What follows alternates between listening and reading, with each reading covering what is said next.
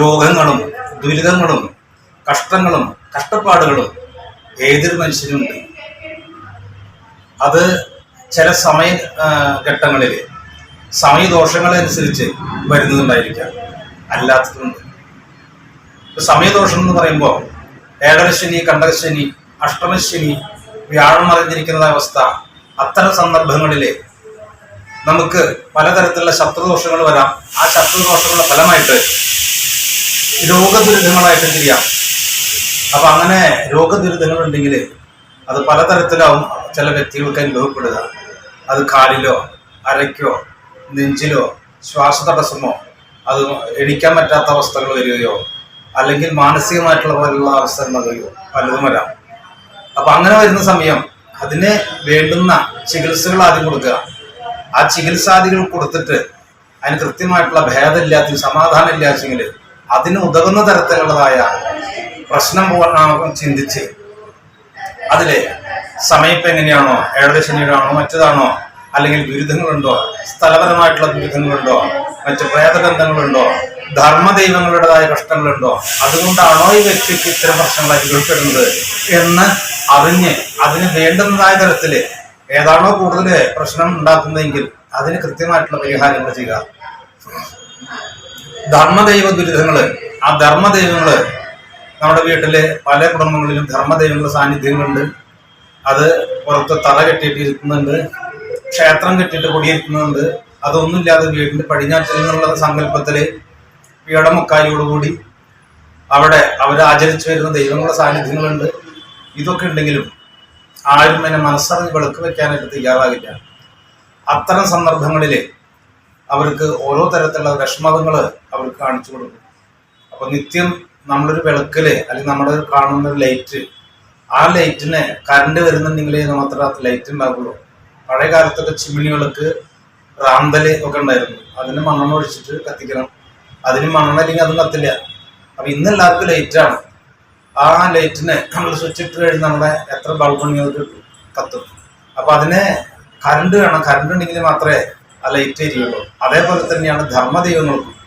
ആ ധർമ്മദൈവങ്ങളുടെ ശക്തി ഇല്ലെങ്കിൽ അവരുടെ ദുരിതങ്ങളും ശാപങ്ങളും വിഷമങ്ങളും ഉണ്ടാകുക. അത്തരം സന്ദർഭങ്ങളിൽ ദുരിതങ്ങളോ ശാപങ്ങളോ വരുമ്പോൾ നമ്മളറിയാതെ തന്നെ അവരുടേതായ കഷ്ടങ്ങൾ, അവരുടെ ദോഷങ്ങൾ നമുക്ക് അവന് ചേരും. അപ്പൊ മക്കൾക്കും കുടുംബത്തിനും ഭാര്യയ്ക്കും അതുപോലെ തന്നെ തൊഴിൽ മേഖലയ്ക്കും എല്ലാം വളരെയധികം നാശത്തോടു കൂടി നശിച്ചു പോകുന്ന അവസ്ഥ ഉണ്ടാകുക. അപ്പം അപ്പോഴും ആരും ഈ വഴിക്ക് ചിന്തിക്കില്ല.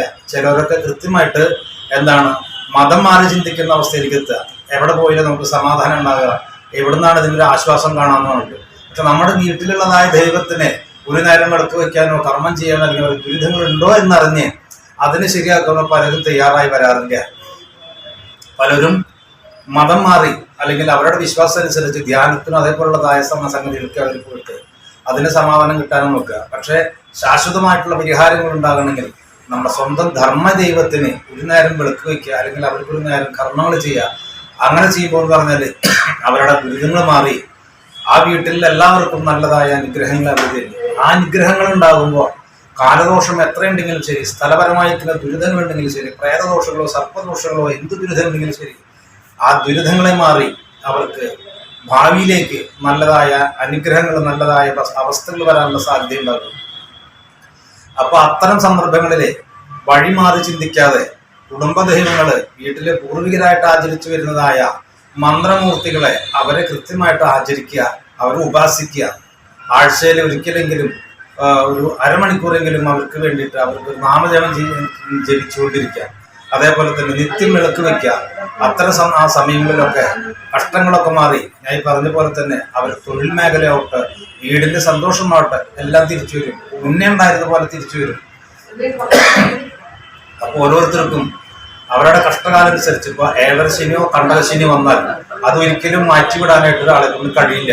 അത് ആരായാലും അനുഭവിച്ചു തീർക്കേണ്ടതാണ്.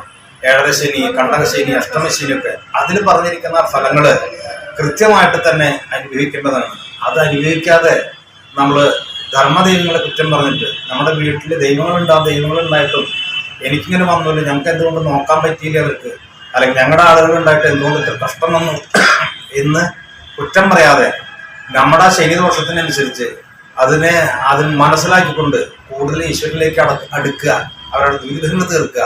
അപ്പൊ അതിലൊക്കെ മുന്നേ എന്തെന്ന് പറഞ്ഞാല് നമ്മുടെ സമയം ശരിയല്ല. ആ സമയം ശരിയല്ലാത്തതുകൊണ്ട് വീട്ടുകാരോടൊക്കെ പറഞ്ഞ് മനസ്സിലാക്കുക. ഏതെങ്കിലും ഏറ്റക്കുറച്ചിലോ വഴക്കുകളോ പ്രശ്നം ഉണ്ടെങ്കിൽ അത് സ്വയം അഡ്ജസ്റ്റ് ചെയ്ത് മുന്നേറാനായിട്ട് ശ്രമിക്കുക. അങ്ങനെ വരുമ്പോൾ വളരെയധികം മാറ്റങ്ങൾ ഉണ്ടാവുക. ഇന്ന് പല കുടുംബത്തിലും അനുഭവിച്ചു വരുന്ന ഒരു അവസ്ഥയാണ്. അപ്പൊ രോഗങ്ങള് ഇല്ലാത്തവരാരുമില്ല. അപ്പൊ നമുക്ക് രോഗമുണ്ടെന്ന് പറഞ്ഞിട്ട് നമ്മൾ മാത്രമല്ല രോഗി. നമ്മളൊരു ആശുപത്രിയിൽ പോയി കഴിഞ്ഞാല് ആ ആശുപത്രിയിലെ മുഴുവൻ ആളുകളും നമ്മളെക്കാട്ടി കഷ്ടമുള്ള ആളുകൾ ഉണ്ടായിരിക്കും. ഒരുപാട് ആശുപത്രി നമ്മുടെ ലോകത്തും നമ്മുടെ രാജ്യത്തൊക്കെ ഉണ്ട്, നമ്മുടെ നാട്ടിലുണ്ട്. അപ്പൊ അവിടെ ചെല്ലുമ്പോൾ രോഗിയുടെ അവസ്ഥ അറിയണം, രോഗികളുടെ. അപ്പോ ഇതൊരു പുതിയൊരു സംഭവമല്ല. അപ്പൊ അതിനനുസരിച്ച് എന്തുകൊണ്ടാണിത് വരുന്നത് എന്നൊരു ജലദോഷം വരുമ്പോൾ എന്ന് പറഞ്ഞാൽ ഒന്നര നീർക്കിട്ട് ഇപ്പൊ വെള്ളം മാറി കുളിച്ചുകൊണ്ടാവാം, ഫാൻ്റെ കാറ്റ് കൊണ്ടുണ്ടാവാം, അല്ലെങ്കിൽ AC കൊണ്ടുണ്ടായിരിക്കാം. അപ്പൊ അതേപോലെ തന്നെ എന്തിനൊരു കാരണം ഉണ്ടായിരിക്കും. ആ കാരണം കണ്ടുപിടിച്ച് അതിന് വേണ്ടുന്ന കാര്യങ്ങൾ ചെയ്തു കഴിഞ്ഞാല് ആ ദുരിതങ്ങൾ തീർത്ത് ആ കുടുംബത്തിലേക്ക് ഭാവിയിലേക്ക് നല്ലതായ കാര്യങ്ങൾ വരാനായിട്ട് ഉണ്ടായിരിക്കും. അപ്പൊ ധർമ്മദൈവങ്ങളെ തന്നെ എന്നും ബഹുമാനിക്കുക, അവർക്ക് വേണം കാര്യങ്ങൾ ചെയ്യാം. അപ്പൊ ഇത്തരം കാര്യങ്ങൾ അറിയാത്തവരുണ്ടെങ്കിൽ ഇത് കേൾക്കുന്നവർ കാണുന്നവര് അത് മനസ്സിലാക്കിയിട്ട് അവരുടെ ദൈവങ്ങള് നമ്മുടെ സ്വന്തം ദൈവങ്ങളാണ്. നമ്മുടെ അച്ഛൻ അമ്മ ജീവിച്ചിരിക്കുന്ന നമ്മളെങ്ങനെ അവരെ പരിപാലിക്കും, അവര് നമ്മളെ എങ്ങനെ പരിപാലിച്ചിരുന്നു, അതേപോലെ തന്നെ അച്ഛനമ്മേനെ സംരക്ഷിക്കുന്ന പോലെ തന്നെ ദൈവങ്ങളെ പരിപാലിക്കാനായിട്ട് ശ്രമിക്കുക. അപ്പോ അവരുടെ അനുഗ്രഹത്താല് നമുക്ക് പോയ എല്ലാ കാര്യങ്ങളും നിറവേറ്റിത്തരാനായിട്ട് അവർ മുൻപന്തിയിലുണ്ടായിരിക്കും. എത്ര പൈസകൾ ആശുപത്രിയിൽ കൊണ്ടുപോയി നമ്മൾ ചെലവഴിക്കാനും നമുക്കതുകൊണ്ട് പ്രശ്നം തോന്നില്ല. പക്ഷേ ദൈവികമായിട്ടുള്ളൊരു കാര്യത്തിന് ഏതെങ്കിലും തരത്തില് നമ്മളിങ്ങനെ പൈസ എന്തെങ്കിലും ചെലവഴിക്കുന്നു പറഞ്ഞാൽ വളരെ വിഷമങ്ങളുള്ളവർ ഇപ്പോഴും ഉണ്ട്. അത് സ്വന്തം ദൈവങ്ങളെ അത് മറ്റുള്ളവർ കാണുമ്പോൾ തന്നെ വിഷമമുള്ള ആളുകളുണ്ട്. ദൈവത്തറ അവിടെ ഉണ്ട്, അത് മറ്റുള്ളവർ കാണുമ്പോൾ അതൊരു നാണക്കേടാണ്. അതുകൊണ്ട് ഇവിടെ പാടില്ല, ഇവിടെ ഉണ്ടാവാൻ പാടില്ല. ചിലവർ ഇന്ന ജാതിയാന്നുള്ളത് അറിയാൻ പാടില്ല. ഈ ദൈവങ്ങൾ ഇത് എന്ത് ദൈവമാണെന്ന് ചോദിക്കുമ്പോൾ അവർക്ക് അറിയാം. മറ്റുള്ളവർക്ക് കേൾക്കുമ്പോൾ അല്ലെങ്കിൽ അവർ കർമ്മം ചെയ്യുമ്പോൾ അവരുടെ ബന്ധുമിത്രാദികൾ വരുമ്പോൾ അതൊരു നാണക്കേടായിട്ട് തോന്നുന്ന പല ആളുകളുണ്ടായിരുന്നു. അപ്പോൾ അത്തരക്കാരുടെ വീട്ടിലൊക്കെ വരുന്നൊരു സംഭവമാണത്. കാരണം നമ്മുടെ പൂർവികരായിട്ട് നമ്മളായിട്ടുണ്ടാക്കുന്നതല്ല, പൂർവികരായിട്ട് ആചരിച്ചിരുന്നായ ഇത്തരം വിശ്വാസങ്ങളെ നിലനിർത്തുകയും നമ്മുടെ ദൈവം എന്ന് പറഞ്ഞ നമ്മുടെ കുലദൈവം, ആ കുലദൈവത്തിന് വേണ്ടുന്ന കാര്യങ്ങൾ ചെയ്യുക, അവരെ തൃപ്തിപ്പെടുത്തുമ്പോൾ അവരുടേതായ ദുരിതങ്ങൾ മാറുമ്പോൾ വീട്ടിലെ ഓരോ വ്യക്തികൾക്കും എത്ര കഷ്ടകാലങ്ങളുണ്ടെങ്കിലും, ഇപ്പൊ ഞാൻ നേരത്തെ പറഞ്ഞ ഏഴദശിനിയോ കണ്ടദശിനിയോ മറ്റു ദുരിതങ്ങളുണ്ടെങ്കിലും സ്വന്തം വീട്ടിലെ കുലദൈവത്തെ അതിനു വേണ്ട ആചരിച്ച് അവരുടെ വേദനകളെ വിഷമങ്ങളെ മാറി അല്ലെങ്കിൽ അവർക്ക് നിത്യവിളക്ക് വെക്കുമ്പോൾ നമുക്കും അതേപോലെ തന്നെ കഷ്ടങ്ങൾ മാറി നല്ലത് വരാനുള്ള സാധ്യതകളുണ്ടായിരിക്കും. അപ്പോ അതിനെ പരിഹസിച്ചിട്ടോ അതിനെ നാണക്കേടാക്കിയിട്ടല്ല. ഇപ്പോൾ നിത്യം വയ്ക്കാൻ ചെയ്യാൻ പറ്റിയെങ്കിൽ വർഷത്തിലൊരിക്കലും അവർക്ക് കർമ്മങ്ങൾ കൊടുക്കാം. ഇനിയിപ്പോൾ ദോഷങ്ങളുണ്ടെന്ന് വിചാരിക്കും. അപ്പോൾ ആ ദോഷങ്ങളുണ്ടെന്ന് പറയുമ്പോൾ ചാത്തൻ്റെ ദോഷമുണ്ട്, അല്ലെങ്കിൽ കാടിയുടെ ദോഷമുണ്ട്, മറ്റ് ദുരിതങ്ങളുണ്ട്, സർപ്പങ്ങളുടെ ദോഷമുണ്ടെന്ന് പറയുമ്പോൾ ചിലവരൊക്കെ അതിൽ ഇപ്പോൾ ചാത്തൻ്റെയാണ് ദോഷം എന്ന് പറഞ്ഞാൽ കുറച്ച് പൈസ ഒഴിച്ചിട്ട് ചാത്തൻ്റെ ക്ഷേത്രത്തിൽ അവിടെ കൊണ്ടുപോയി കൊടുക്കും. ചൊവ്വയുടെ കാളിയുടെ ആണെന്നുവെച്ചെങ്കിൽ ആ കാളിയുടെ അതേ ക്ഷേത്രത്തിൽ കൊണ്ടുകൊടുക്കും. ഇനിയിപ്പോൾ സർപ്പദോഷമാണെങ്കിൽ സർപ്പദോഷത്തിൻ്റെ അല്ലെങ്കിൽ സർപ്പങ്ങളുടെ കോയിലിൽ പോയിട്ട് ആ ക്ഷേത്രത്തിൽ പോയിട്ട് കുറച്ച് പൈസ കൊടുക്കുന്നു. അതുകൊണ്ടൊന്നും സംഗതി ആകില്ല. അപ്പം ഞാൻ നേരത്തെ പറഞ്ഞ പോലെ തന്നെ എന്താണ് പ്രശ്നം, ആ പ്രശ്നം ഏതിൽ കൂടി വന്നിട്ടുള്ളതാണ് എന്ന് കൃത്യമായിട്ട് അറിഞ്ഞ് അതിന് ഉതകുന്ന ആ തരത്തിലുള്ളതായ പരിഹാരങ്ങൾ ചെയ്ത് ആ പരിഹാരത്തിൽ ഏത് തരത്തിലുള്ള ദോഷങ്ങളാണ് ആ വ്യക്തിക്ക് വന്നിട്ടുള്ളത്, ശത്രുദോഷമുണ്ടോ, ആ ശത്രുദോഷത്തിൽ ഏതൊക്കെ മൂർത്തികളുണ്ട്, ചാത്തനുണ്ടോ, ചൊവ്വയുണ്ടോ, കുട്ടുപ്പാവുണ്ടോ, അത് ഇനി മറ്റുള്ള ജിന്നുണ്ടോ, കാപ്പിരിയുണ്ടോ, മറ്റേ അതേപോലെ തന്നെ ഗുളികനാണോ, പ്രേതബന്ധങ്ങളാണോ, സർപ്പദുരിതങ്ങളാണോ, അപ്പൊ അത്തരം കാര്യങ്ങൾ ആരൊക്കെയാണെന്ന് അറിഞ്ഞ് അതിനേതെല്ലാം തരത്തിൽ കർമ്മങ്ങൾ ചെയ്ത് നീക്കാൻ പറ്റും. ഇനിയിപ്പോ പ്രേതദോഷമുണ്ടെങ്കിൽ ആ പ്രേതദോഷത്തിന് എങ്ങനെ അത് ഇതിന് ദൃഷ്ടിപാതയിൽ വന്നതാണോ കുടുംബപരമായിട്ട് വന്നിട്ടുള്ളതാണോ എന്ന് അറിഞ്ഞിട്ട് അതിനുതകുന്ന തരത്തിലുള്ളതായ കർമ്മങ്ങൾ ചെയ്ത്, ഇപ്പൊ പ്രേതദോഷങ്ങൾ അനവധി ഉണ്ടെങ്കിലും അതിനെ എത്ര തലമുറയായിട്ട് ഉള്ള പ്രേതദോഷങ്ങളാണെങ്കിലോ അല്ലെങ്കിൽ ചില വ്യക്തികൾ ദുരിതമരണം ഉണ്ടായിട്ടുണ്ടാകും, അവരുടെ പേരൊക്കെ പറഞ്ഞിട്ട് അത് സ്ത്രീയാണോ പുരുഷനാണെങ്കിൽ ആ സ്ത്രീ പുരുഷ പ്രതിമകളിൽ വെച്ച് അതിലേക്ക് ആവാഹിക്കുക. ആവാഹിച്ചതിന് ശേഷം ഇപ്പൊ തന്നെ അതിലും എന്താണ് പ്രേതദുരിതങ്ങൾ തീർത്തണ പ്രേതദുരിതങ്ങൾ കഴിക്കുന്നതായ ക്ഷേത്രങ്ങളുണ്ട്. ഇപ്പോൾ തിരുനാവായ, തിരുനെല്ലി, ഗയ, പഞ്ചവടി, പിന്നെ സൈഡിലുള്ള ആലുവ, അങ്ങനെയുള്ളതായ പല സ്ഥലങ്ങളിലും പുണ്യതീർത്ഥങ്ങളൊക്കെ ശ്രമം ചെയ്യുന്നത്. അവിടെ ചെന്നിട്ട് തിലഹോമം, ക്ഷേത്രപിണ്ഡം, സായുജ്യം ഇത്യാദികളൊക്കെ ചെയ്ത് പ്രേതദുരിതം തീർത്ത് അവർക്ക് മോക്ഷം കൊടുത്തു കഴിഞ്ഞാൽ അവരുടേതായ ദുരിതശാപങ്ങൾ ഒരിക്കലും കുടുംബത്തേക്ക് വരില്ല. പിന്നെ സർപ്പദോഷം, ആ സർപ്പദോഷത്തിന് തന്നെ സർപ്പപ്രതിമ, മുറ്റ എന്നിവയിലേക്ക് ദോഷത്തിന് ആവാഹിച്ച് അതിന് സർപ്പങ്ങൾ മാത്രമുള്ള കാവുകൾ ഉണ്ടാവും. ഉപദേവന്മാരായിട്ടുള്ള മെയിൻ കാവുകൾ അവിടെ കൊടുത്തിട്ട് അവരിന് അർച്ചന ചെയ്യുക. ഇപ്പം അവിടെ സമർപ്പിച്ചിട്ട് ഇപ്പോൾ ഈ പ്രതിമകൾക്ക് അവിടെ സമർപ്പിച്ച് അർച്ചന ചെയ്യുക, അല്ലെങ്കിൽ സർപ്പബലി ഇത്യാദികളൊക്കെ ചെയ്യുമ്പോൾ ദുരിതങ്ങൾ മാറും.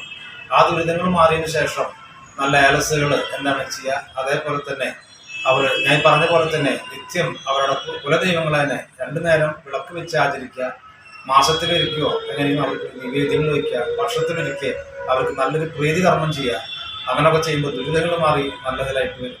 പിന്നെ ഇസ്ലാം സഹോദരനാണ് വെച്ചെങ്കിൽ അവരുടെ മതപരമായിട്ടുള്ളത് 5 നേരം നമസ്കാരം, അവർ ദിക്കറ്, അതേപോലെ തന്നെ ആ വെള്ളിയാഴ്ച പോകുന്നതായ അവരുടെ കാര്യങ്ങൾ ഒക്കെ ചെയ്യാം. അപ്പോൾ അതേപോലെ തന്നെ ക്രിസ്ത്യൻ സഹോദരനാണെങ്കിൽ അവർ പള്ളിയിൽ പോവുക, അതേപോലെ തന്നെ കുരിശ് വരച്ച് മെഴുകുതിരിച്ച് ഒപ്പീസ് ചൊല്ലി മരണപ്പെട്ടു പോയിട്ടുള്ളവർക്ക്. അപ്പോൾ അങ്ങനെ നിത്യം പ്രാർത്ഥനകളൊക്കെ ചെല്ലുമ്പോൾ അവരുടേതായ മതപരമായിട്ടുള്ളതായ ആ ചിന്തകളിൽ കൂടി വരുമ്പോൾ അവരുടെ ദുരിതങ്ങൾ മാറാനും, അതേപോലെ തന്നെ എല്ലാവർക്കും കുടുംബപരമായിട്ട് എല്ലാവരും കെട്ടുറപ്പുണ്ടാവാനും സമാധാന അന്തരീക്ഷം ഉണ്ടാകാനും അത് വഴിവെക്കും. അപ്പോൾ ഈ അറിവുകൾ നിങ്ങൾക്ക് ഇഷ്ടമായെങ്കിൽ ലൈക്ക് ചെയ്യുക, ഷെയർ ചെയ്യുക, സബ്സ്ക്രൈബ് ചെയ്യുക. നന്ദി.